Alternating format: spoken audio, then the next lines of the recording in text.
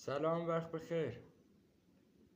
میخوام راجع به درک کردن، فهمیدن دیگران یه مطلب براتون بگم. خیلی موقع اتفاق میفته به دیگران همچین کلماتی رو میگیم. منم خودم واسم اتفاق افتاده که دارم میگم.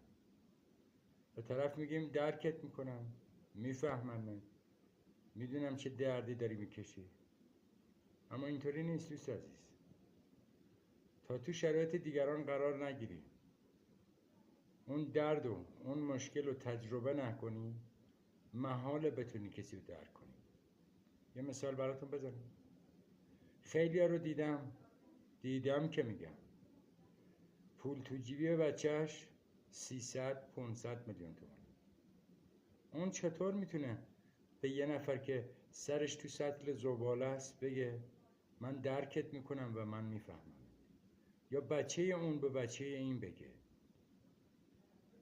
بگه من درکت میکنم، میفهمم چه دردی داری میکشی. نمیتونه درد بکشه، نمیتونه درد بکشه تا زمانی که اونو تجربه کنه. اما درد کشید، درد رو که تحمل کرد، اون موقع میفهمه سر تو زباله کردن چه دردی داره. یه مثال بود. بقیه داستان زندگی همینطوره. به کسی نگی من درکت میکنم تا اون تجربه رو نداشته باشی. بهش نگو درکت میکنم، میفهممت و میدونم چه عذابی داری میکشی. خدا نگهدار.